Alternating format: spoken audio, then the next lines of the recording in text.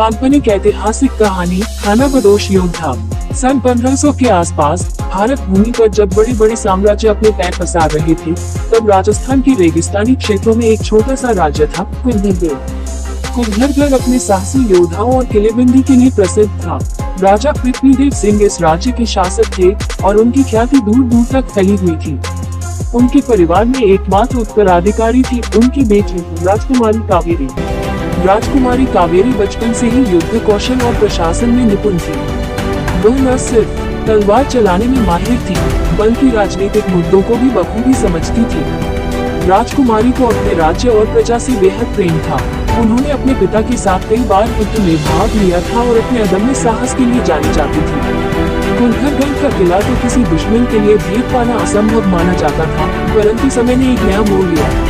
एक नया संकट। उस समय भारत पर विदेशी आक्रमणकारियों की नजरें बनी हुई थी। मुगल शासक बाबर भारत के कई हिस्सों पर अपना अधिकार जमा चुका था और अब उसकी नजर राजस्थान के राज्यों पर थी। बाबर के सेनापति मिर्जा कासिम ने कुल्लूगढ़ पर आक्रमण करने की योजना बनाई। ये समाचार जब राजा पृथ्वीदेव सिंह के पास पहुंचा, तो उन्होंने तुरंत अपनी सेनाओं को तैयार करने का आदेश दिया। लेकिन उन्होंने ये भी महसूस किया कि उनकी सेना उतनी बड़ी नहीं है कि वे मुगलों का मुकाबला कर सके। राजा ने आसपास के राज्यों से मदद मांगी, लेकिन कोई भी राज्य मुगलों के खिलाफ खुलकर खड़ा होने को तैयार नहीं था। राजकुमारी कावेरी ने स्थिति को गंभीरता से समझा और अपने पिता को सलाह दी कि हमें युद्ध के अलावा कूटनीति का सहारा लेना चाहिए। लेकिन राजा पृथ्वीदेव सिंह ने उसे समझाया, ये समय कूटनीति का नहीं, बल्कि शौर्य और पराक्रम का है। खानाबदोश योद्धाओं की तलाश। उधर मिर्जा कासिम की सेना तेजी से कुल्लूगढ़ की ओर बढ़ रही थी। राजकुमारी कावेरी ने एक आखिरी उपाय सोचा, खानाबदोश योद्धाओं की मदद लेना। ये खानाबदोश राजस्थान के रेगिस्तानों में विचरण करते थे और उनकी लड़ाई की शैली अनोखी थी। वे घोड़ों पर तेज गति से हमला करते और बिना पकड़े दुश्मन की सेना को भारी नुकसान पहुंचाते थे। राजकुमारी ने ये तय किया कि वह खुद इन खानाबदोश योद्धाओं से मिलने जाएगी और उन्हें युद्ध के लिए राजी करेगी।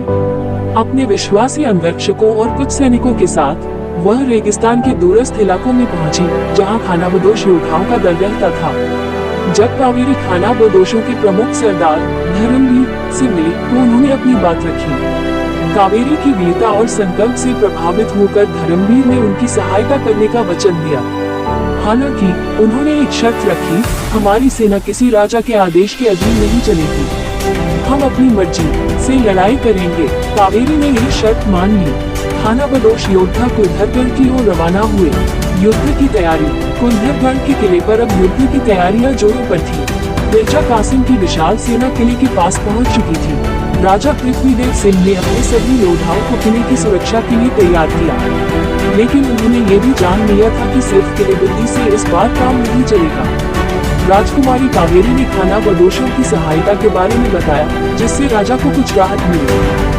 धर्मवीर और उसके योद्धाओं ने रेगिस्तानी मार्गों और पहाड़ियों का फायदा उठाते हुए मुगल सेना पर अचानक हमले किए। उनकी चपलता और गुप्त हमलों से मुगलों को भारी क्षति उठानी पड़ी। मिर्जा कासिम के लिए यह एक बड़ी चुनौती बन गई थी, क्योंकि वह इन खानाबदोश योद्धाओं को पकड़ने या मारने में असमर्थ था। निर्णायक युद्ध। कई दिनों तक यह युद्ध चलता रहा, लेकिन अब समय आ गया था कि एक निर्णायक युद्ध हो। मिर्जा कासिम ने अपनी पूरी सेना को एकजुट किया और कुल्लूगढ़ के किले पर आखिरी हमला करने का आदेश दिया। राजा पृथ्वीदेव सिंह ने अपनी बेटी कावेरी को युद्ध का नेतृत्व करने का आदेश दिया। ये पहली बार था कि एक राजकुमारी पूरे राज्य की सेना की कमान संभाल रही थी। कावेरी ने अपने पिता की आज्ञा का पालन किया और पूरी वीरता के साथ मुगल सेना का सामना किया। धर्मवीर और उसके खानाबदोश योद्धा चारों ओर से मुगल सेना पर टूट पड़े। उन्होंने एक ऐसा जाल बिछाया कि मिर्जा कासिम को समझ ही नहीं आया कि उनकी सेना को कैसे हराया जा रहा है। कावेरी ने अपनी तलवार से कई मुगल सैनिकों को धराशायी किया। उनके साहस और युद्ध कौशल से राज्य की सेना में नई ऊर्जा आ गई। मिर्जा कासिम की हार।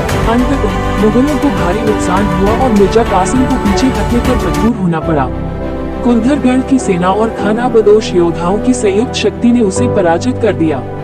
ये युद्ध राजस्थान के इतिहास में एक मील का पत्थर साबित हुआ। मिर्जा कासिम ने कावेरी और धर्मवीर के साहस को स्वीकार किया और अपनी हार मान ली। उसने कुल्लूगढ़ को छोड़ दिया और मुगलों की सेना वापस लौट गई। राज्य की विजय। इस विजय के बाद राजा